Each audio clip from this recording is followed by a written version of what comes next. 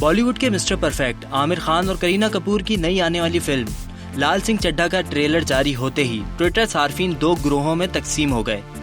कुछ सार्फिन मज़कूरा फिल्म और आमिर खान की अदाकारी को खूब तनकीद का निशाना बना रहे हैं, तो वहीं कुछ लोग ऐसे भी हैं जो फिल्म की रिलीज के लिए काफ़ी पुरजोश हैं।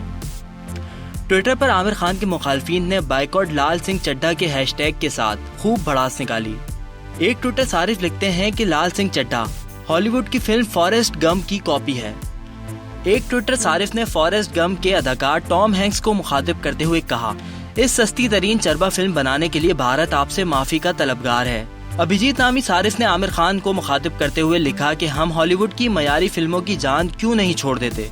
हॉलीवुड की मुख्तलिफ फिल्मों को तबाह और बर्बाद करने के बाद अब फॉरेस्ट गम की बारी है। नितिका सिंह लिखती हैं कि आमिर खान और करीना कपूर ने हॉलीवुड की मूवी की कॉपी करने में सालों लगा दिए।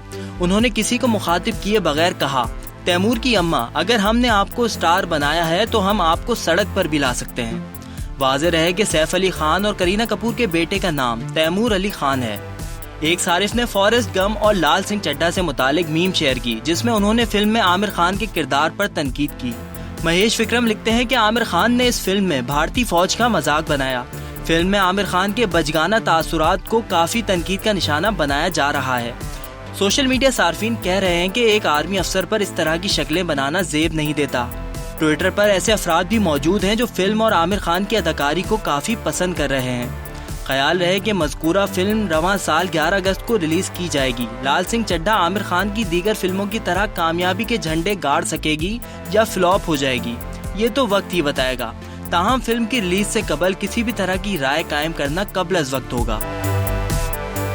मज़ीद बाखबर रहने के लिए सब्सक्राइब कीजिए डेली जंग यूट्यूब चैनल और लाइक कीजिए हमारा फेसबुक पेज।